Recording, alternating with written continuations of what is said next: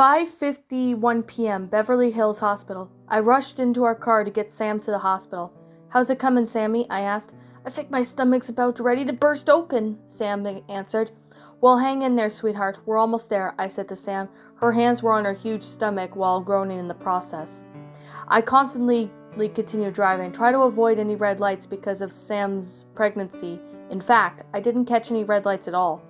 I drove over about 50 miles per hour on a 55 miles per hour road section of the highway of Beverly Hills. The radio was to keep Sam on and keep Sam company to relieve her stress. The song that was "The Greatest Love of All by Whitney Houston, a hit song from 1986. I didn't like that song. I loved it. In fact, I was singing the words. "Ooh, I love this song," Sammy said while she listened to it. "I'm glad you do. It's one of my favorites as well. Despite the fact that it was a hit from 2 years before I was born, 1988, I pointed out. Sam was surprised as we continued driving to get Sam to the hospital so the baby could come out of her tummy. I drove up to the parking lot, exited out, and helped Sam to her feet so she can get to the front desk. I continued to help Sam and walked up to the front desk to the clerk. "Nurse, this lady's in labor," I said. "Well, let's get to her doctor for her, and we'll get the baby out," the nurse said.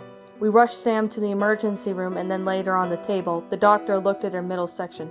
"Ooh, it looks like the baby is just about poking its head out. Now let me get a pair of gloves." The doctor took a basket and reached into his hand and he pulled out a pair of rubber gloves and began to put them on. "Just relax, sweetheart. Everything's going to be fine," I whispered to Sam, trying to keep her relaxed. "I know, Matthew. Clover recently gave birth before we married each other," Sam said to me. Clover was married to Arnold and next door living to us. She had given to a healthy baby girl named Kristen, which of course Arnold had named her Kristen. The doctor came back and turned to Sam. "Is she going to be fine, Doc?" I asked. "Chill out, sir. Your girl's going to be fine," the doctor assured me. Sam continued to push to get the baby out of her stomach. While the doctor tried to pull the head of the baby, I tried to keep Sam relaxed for as much as I can. Finally, within a few minutes, the baby came out, and we were both relieved. "Well, congratulations, ma'am. You've just given birth to a baby boy," the doctor announced. Sam was so ecstatic, but of course she had tried to contain her excitement because her stomach was a little upset from the forcing the baby out. She did a simple moving of her hands around the mouths. 7:49 p.m. Sam and mine's house. Back at our old house, Sam and I were sitting in front of the TV on the couch with the baby playing on Sam's lap. He had a few strips of red hair, black eyeballs, and light skin. "So what should we name this little guy, Matthew?" Sam asked me. "How about Chad?" I offered. Sam gasped. "That's perfect, but one question. Why Chad?" "I say Chad because that's the first name of the 2000 Australian Supercross champion, 2002. 125cc East Supercross champ, 2003 World Supercross champ, and 2004 Supercross champ, Chad Reed," I answered. "Oh, I see," Sam said to me. Later that night, Sam and I made a small little bed for Chad to sleep in, and we put him in our room next to our dresser and the drawers. Tomorrow, Sam was going to go shopping for some supplies for Chad. We showered and got dressed, grabbed Chad, and then went to watch a little bit of TV. Sam turned on the digital box and on the TV, and we watched some late-night game shows on GSN. It was clearly Saturday night, Extreme Dodgeball, and was on for 2 hours, one show and 1 hour each. Now this was pretty interesting and exciting show, sweetie. I never watched such a brutal sport such as dodgeball can be so exciting, Sam said to me as we both watched an hour-long show. "Thanks, Sammy," I complimented.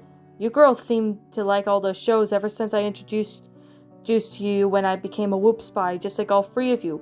4, if you include Brittany in this matter of case." 8:59 a.m. Sam and mine's bedroom. The next morning, I woke up feeling refreshed from last night after Sam and I both fell asleep close to midnight. I got up and stretched my arms and body and went to check on Chad. Fortunately, he was sound asleep in his little crib right by our dresser drawers. I decided to wake Sam up. I took Cook to our bed and tapped her on the shoulder, but Sam was still asleep, like if she was out cold. "Hey, sweetheart," I said to Sam, hoping she wasn't dead or anything. Sam turned her body like her head was facing mine as she looked up at me, briefly rubbed her eyes, and yawned. "Morning, Matthew." Sam whispered to me. You okay? Because for a moment it looked like someone had knocked you out, silly. You ended up passing out, I said. Sam began to yawn again. No, it's not that, though it just feels like it, doesn't it? Chad was crying in the middle of the night, and I think around 3 in the morning, and I had to wake up to calm him down for about a half an hour. That's why I kind of feel like a wreck today. I don't think I can even wake up to swim or anything, even have breakfast. Well, you don't have to. You can rest your stomach and your body, since your stomach's still a little huge from your pregnancy to Chad, and he did end up crying in the middle of the night, and you having to calm him down for a while. I'll make us some breakfast. What'd you want? I asked Sam. Maybe a couple of pancakes and syrup, which is in the fridge, Sam answered. Okay, I'll do that, I said to Sam. Before I went downstairs, I gave Sam a quick smooch on her forehead and then walked downstairs to make her some pancakes. I ended up making 3 pancakes, 2 for Sam since she said, and only 1 for me. I poured some syrup over them, and after I took them out of the refrigerator, both put the pancake mix and the stuff away, and then took a plate with Sam's pancakes and then a tray and put it up to our room. Here's your pancake, Sammy, I said after I came in. I placed Sam's plate on the tray in front of her while I helped her sit up with my hand. I put down the tray with the pancakes on it. It was pretty easy, actually, although Sam's stomach was still pretty huge due to her pregnancy. Although she still weighed 115 pounds, I was now 145 pounds. Sam gave me a soft kiss, and I placed the tray right in front of her. Thanks, sweetie, Sam said to me after she kissed me. I nodded my head of saying you're welcome to Sam, and then I began to eat my pancake while Sam was watching some morning TV. I'm gonna go take a spin on my bike, I said about 10 minutes later after I was finished with my pancake. Okay, sweetheart, I'll probably might come out a little later today, Sam said to me.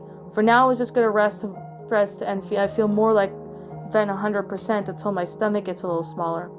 I gave Sam a brief smooch, and I grabbed a pair of shorts and out of the dresser drawers and began to change my clothes until I was all wearing my shorts. I went outside to the shed and pulled out my gear, and then took her the same gear and then I was wearing last time. I pulled out my 2003 Honda the Stroke dirt bike and began putting in a lot of laps. 4 hours later, Sam came outside with Chad cradled in her arms. She was wearing a green tank top and some shorts.